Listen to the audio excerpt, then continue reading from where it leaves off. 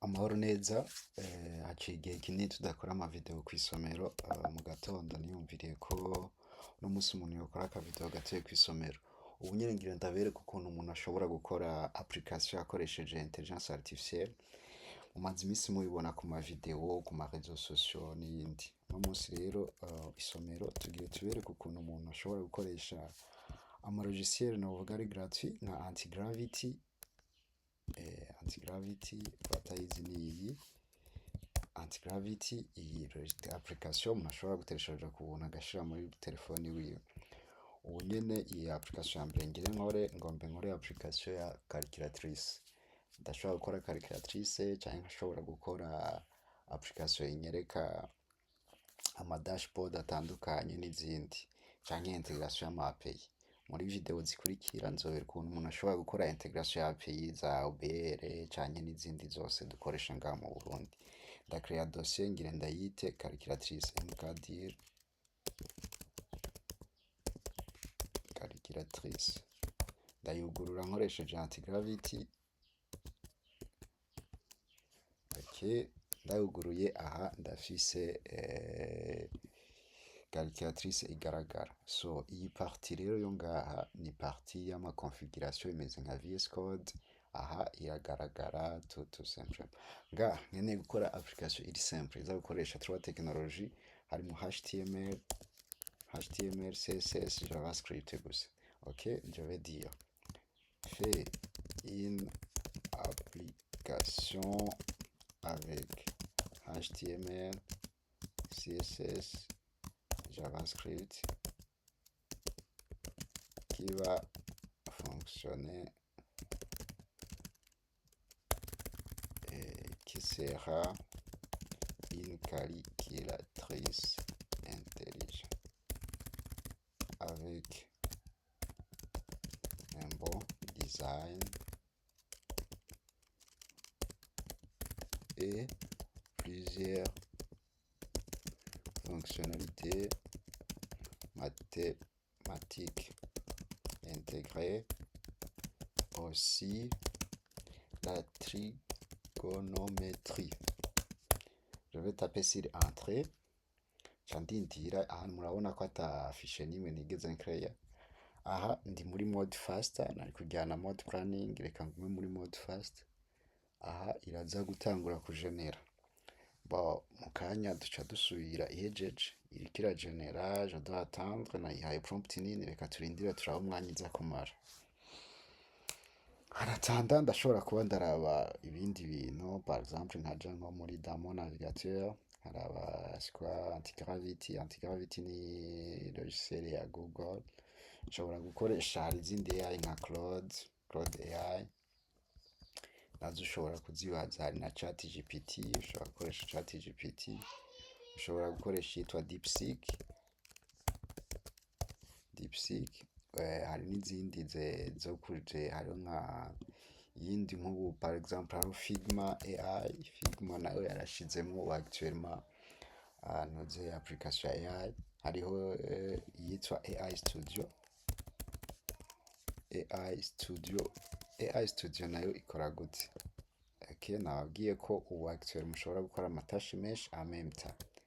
AI Studio, je vais effacer ça. AI Studio nka yoyo iragenera ama template, ama application. Donc kuri ide yacu ya mbere yari gukora calculatrice. Iyo calculatrice ikaba actuellement yahejeje notre première page HTML. Yahejeje gusa kiragerageza kuri izindi fiche, ndashobora kugira ngaha kuri accepter. AI Studio, et puis on peut revenir ici sur notre outil ya AI Studio. AI Studio ya Google nayo irashobora kugufasha kugira ama template y'ama application and so on. Imagine nk'ubu nkeneye gukora calculatrice nyene notre but de départ, mugabo qui intègre toutes les fonctionnalités. Sindi umu designer, mugabo nkeneye ikintu kiri basique. Ndashobora kwandika uku fais-moi une calculatrice avec un beau design.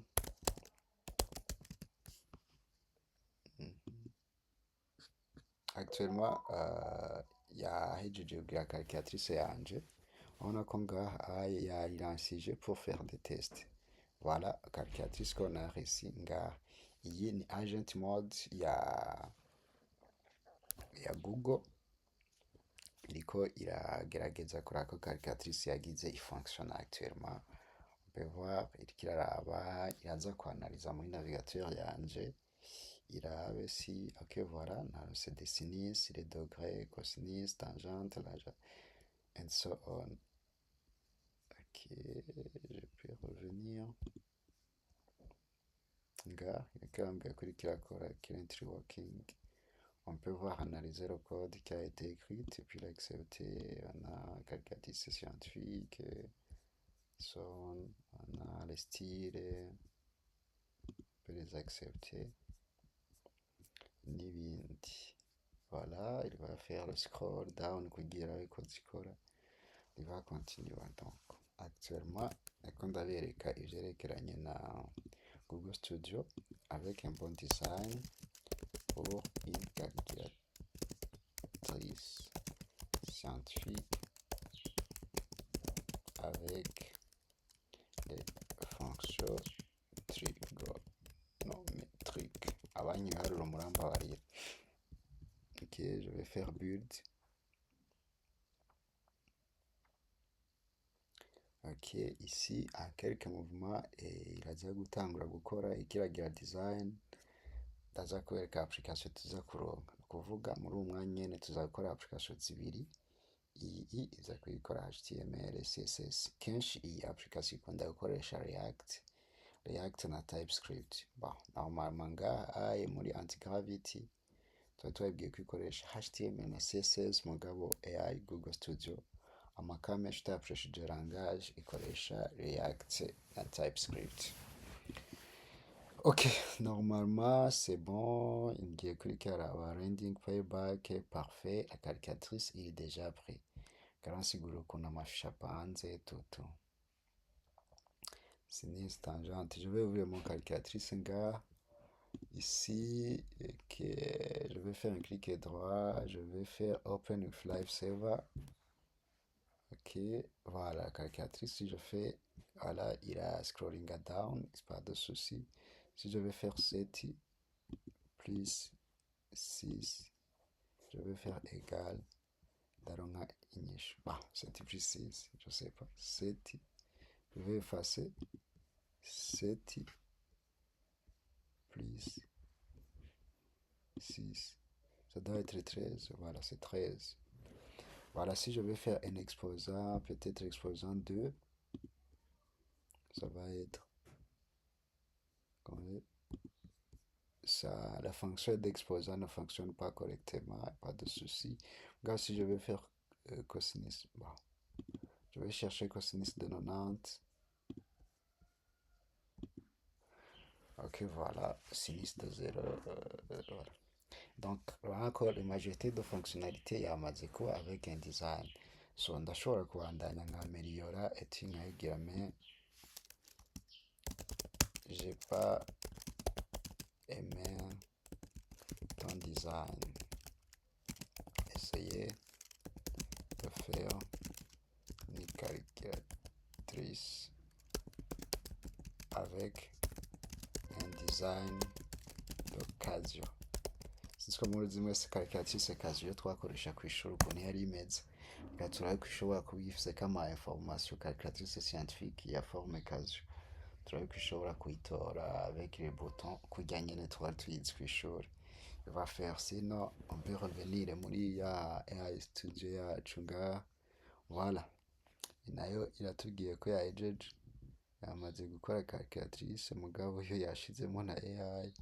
Ici, il y a partie basique et il y a partie doc. Pour bien tester le code, je vais faire ici, show le code éditeur ni. Je vais le télécharger. Donc, télécharger un son d'hangar. Et puis, je vais avoir le code hangar. Puis, je vais prendre la copie. Je vais faire une copie. Je vais le mettre ici. Voilà, je vais faire un double clic pour dézipper sur ces Mac, kuri Mac bagira dézipper. Et puis, je peux ouvrir ici mon fichier avec... Je vais entrer ici dans le terminal. C'est quel dossier ici? Je sais pas moi. Ok, c'est pas moi ici. Je sais pas si je peux ouvrir directement. Je peux ouvrir mon éditeur par exemple. Je vais ouvrir VS Code peut-être. Ok, avec VS Code, c'est déjà ouvert. Je peux faire un glisser dépose. Regarde, c'est bon. Avec ça, je vais cliquer sur autoriser, j'accepte. Ok, voilà. Je reviens ici, je vais voir. Gars. So, comme c'est une application React, je suis obligé d'installer les dépendances. Pour installer les dépendances de React, ni npm install, like, good. npm install. Si je tape la commande, je vais attendre quelques minutes. Sinon, je peux vérifier encore où est mon progrès. Voilà, on a dit qu'il y a tout qui a fait le style et il va tout faire. Après, je vais attendre. Je peux revenir dans mon VS Code, il installe. Voilà. Je vais voir. Je vais revenir ici. Voilà. Maintenant, on a une calculatrice sous forme Casio. C'est bon. Je crois que ça va être très bon après. Voilà, une calculatrice Casio. Avec ici, on a appuyé. Ils ont fait voilà. Avec un bon design. Voilà. On a tous les degrés comme on a. Nibukaga calculatrice, on a une fille, on a voilà. Voilà, 3, voilà. On va faire voilà. Je sais pas que vous voyez que c'est vraiment génial. Dans la calculatrice, dans quelques minutes, quand vraiment il est bien. Bon, il a déjà dit ma review. Entre-temps, mon application React, nanga yajeje, nandashaka npm run dev. Voilà, si je lance, voilà, d'ici un, deux, trois mouvements, je vais voir. Voilà. Iyi nayo ni yamwe natora kuri AI Google Studio ona cette année faut peut-être iyo iraza kubika n'ama historique. Voilà, ici l'historique, ici on peut yashizemo na fonctionnalité za AI. Désolé, je ne peux pas vous expliquer pour le moment. Peut-être laissez-moi la cosinus. Voilà, je peux voir si je peux avoir sinzi ko ndanabyibuka, je vais voir si je peux avoir cosinus de 90 degrés, cosinus de 90. Wow, non, c'est vraiment bizarre. Il y a un petit souci là, mais on peut corriger avec tout. Sinon, normalement, ici, AI yanje kiratesta inyereka yegejeje état d'activité. Gare. Ici, on a une calculatrice. Ici, on a calculatrice de type Casio. Le plus important, nous, ce qu'on appelle des prompts. Ici, je peux accepter mes changements. Il va prendre des captures. Il va faire tout. Après, je vais terminer le code. Voilà.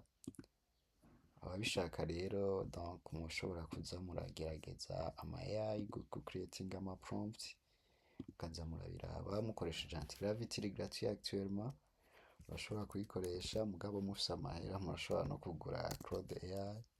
Claude AI muri version terminale nayo ni nziza kuko ushobora kuyikoresha nayo byoroshe. Claude AI, je vais faire CTRL C. Iyo nayo ni au niveau du terminal. Ushobora kuyikoresha muri navigateur cyangwa ukayikoresha muri terminal. Par exemple, si je tape Claude, voilà, je vais me connecter ici. Ici, ndashobora kwandika ama prompt yanje. Par exemple, je peux écrire quelles sont les technologies que j'utilise très souvent. Aha, ndayibajije iki kibazo comme si yestaye muri machine yanje iraza kuraba amaproje mfise, amatekinoloji nkunda kuba mfise yarondere muri machine yanje yose. Amaharafe iraza kumbwira, peut-être ndibaza haza kuza cane ngira nka PHP I think. Let me wait. Entre temps, ici on a notre calculatrice. Ici, voilà, Casio. Normalement, unaona ko Casio iyi ni anti-gravity comparativement iyi nayo ni calculatrice twahawe na Google AI Studio. Urabona ko dans quelques minutes ushobora kuronka des résultats zimeze neza igihugu cyose uba urimo. S'il va continuer à travailler, je peux l'attendre. Est-ce qu'il y avait une autre tâche en background? Ça, c'est fini. Merci. Bon, reka tugeze ngaha ku bari interese bashobora kuza barakurikirana ama Google Meet yakunda gukoreshwa n'uwitwa muri group baraza kuzibona zikunda kuba ari vendredi après midi. Une fois nzogirirwa amahirwe yo gutumirwa nanje nzogerageza kubasangiza ubumenyi. Murakoze, uhejeje projet, je vous conseille Murakoze. Donc, enregistrement y'uno munsi irangiye ngaha. Entre temps, je vais voir si je tape entrée. Je vais voir avec amatekinoloji nkunda gukoresha c'est que ok good. Il y en a d'autres technologies dushobora kuza turarabira ensemble pour faire grandir la communauté et de l'informatique mu Burundi n'ahandi hantu. Murakoze. Ok. Ici, j'abandonne, mais ça peut... Donc, on a trouvé un anti-tool. Pour abandonner, on peut taper exit. Voilà. Ou bien, et puis, je vais taper ça. C'est déjà quitté. Je tape exit. Fin, see you. Et puis, goodbye, see you. Merci. Ok, je vais